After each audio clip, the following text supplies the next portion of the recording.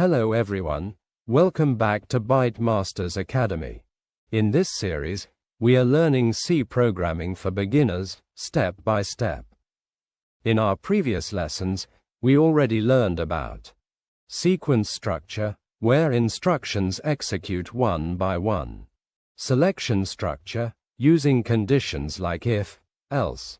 Today, we are going to learn the third type of control structure, which is looping. In C programming, there are three main types of loops: for loop, while loop, do while loop. In today's lesson, we will focus on the for loop.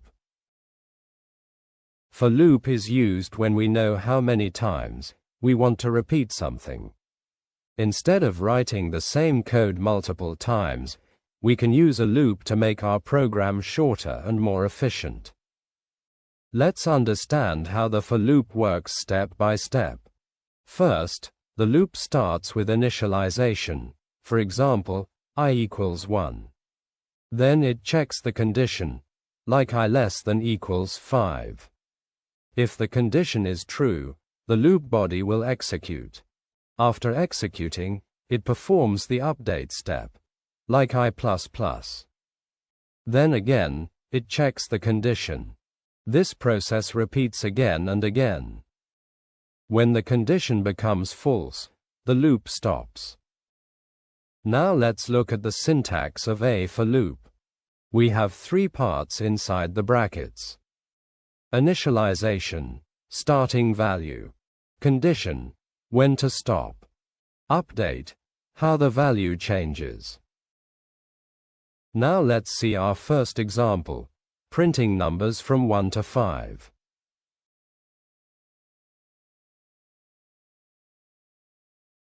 We start with I equals 1.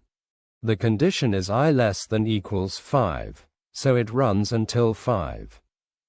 In here, it is important to understand that the value is incremented after executing the print command. After each loop, I increases by 1. So the output will be 1, 2, 3, 4, 5.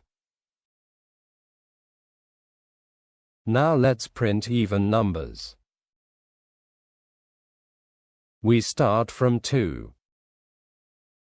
The condition is I less than equals 10. Instead of increasing by 1, we use I addition assignment operator 2. So it jumps like 2, 4, 6, 8, 10. This prints only even numbers. Now let's calculate the sum of numbers from 1 to 5. First, we declare a variable sum equals 0.